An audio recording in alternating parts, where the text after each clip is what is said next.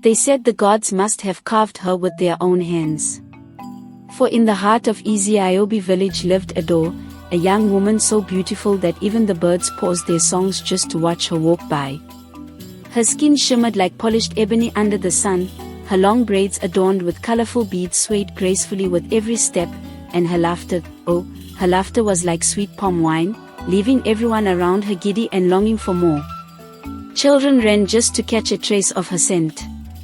Mothers sighed in envy yet still found themselves smiling, while young men stumbled over their own feet, whispering dreams of how to make her their bride. Little did they know, behind that dazzling smile lay a secret so dark, it would turn their warm, happy village into a land of whispers and tears. Ezi-Obi was a place blessed by the gods. The earth was rich and red, crops stood tall and proud, dancing whenever the wind passed. Tall palm trees lined the horizon, whispering ancient tales only they could remember. Children's laughter filled the air as they chased each other with clay dolls, and the pounding of pestles in mortars sang along with roosters' morning calls. It was a village alive with joy, with people whose hearts were light. And in this vibrant world, Adaure was the brightest jewel of all. Each time she stepped into the market square, everything seemed to stop. Even old men chewing bitter cola paused mid-sentence, eyes trailing after her as she walked by. Young girls watched closely, hoping to learn the secret behind her graceful steps and glowing skin. Adaure did not cover herself in heavy gold or silk brought from faraway lands. A bright wrapper tied around her slender waist, beads clicking around her neck, cowries woven into her thick black hair, this was enough to outshine any queen. Her beauty was pure, untouched, a gift from the gods. Or so they thought. Then, as the sun kept rising and setting, the first dark whispers began. It was small at first, like tiny ripples on a calm river. One dawn, Mama Obioma woke to find her newborn missing from her mat. Her screams tore through the village, shattering the morning peace. Villagers gathered, eyes wide with shock, hands covering open mouths. The chief priest came, poured palm wine onto the earth, whispering to calm the angry spirits. But before long, another child disappeared. And another. Like leaves plucked by a careless breeze, babies vanished from their mother's arms. The village that once rang with laughter now echoed with the heart-wrenching cries of grieving mothers. Fathers sharpened machetes and took turns watching through the nights, eyes red and burning from lack of sleep. Adaure too seemed heartbroken. She wept with the mothers, bringing them steaming pots of pepper soup, staying by their sides as they wailed.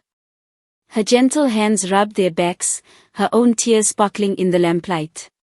Who could ever suspect such sweetness?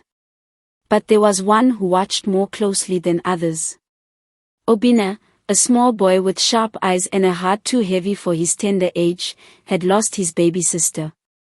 From that day, pain nested in his chest like a stubborn bird refusing to fly away.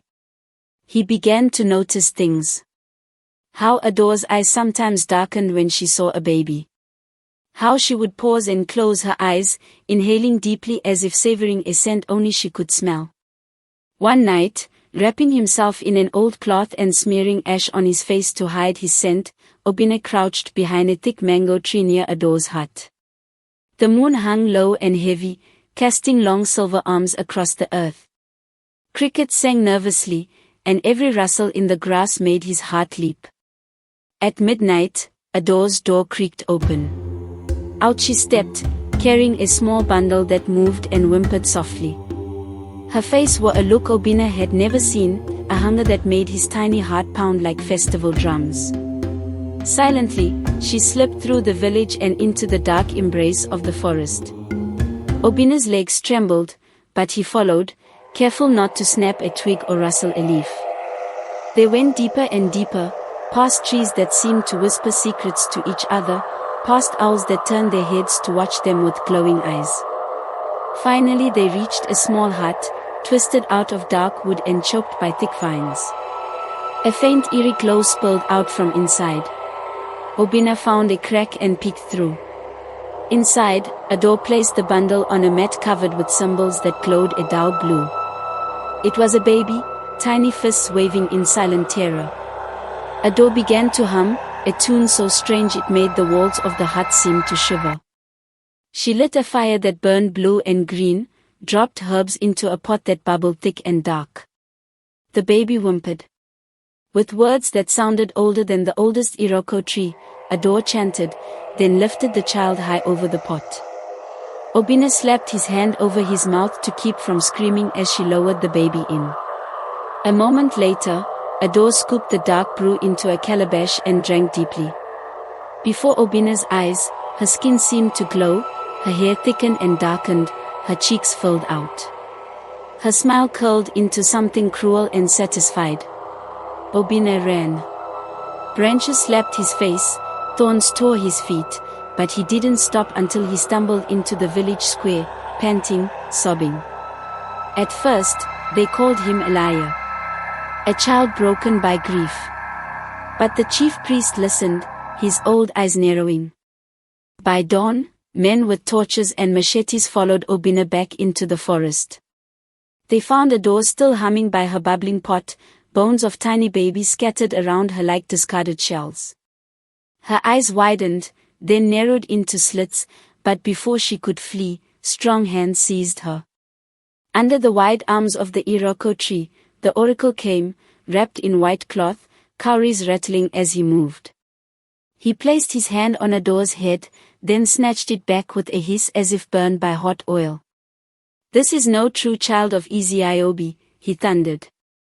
"She sold her soul to dark spirits for eternal beauty." Each season, they demanded the blood of innocent babies to renew her youth. "If not for this brave boy, your children would still be feeding her monstrous hunger." The village broke into chaos. Some cursed, some simply held their babies tighter and wept. By the oracle's decree, Adaure was banished forever to the haunted caves of Ezi-Obi. Warriors, charms tied around their necks, marched her through the misty forest. Her beauty was already cracking, fading like paint washed by harsh rain. Villagers watched until the last thread of her wrapper vanished into the shadows. From that day, mothers tied charms around their children's necks.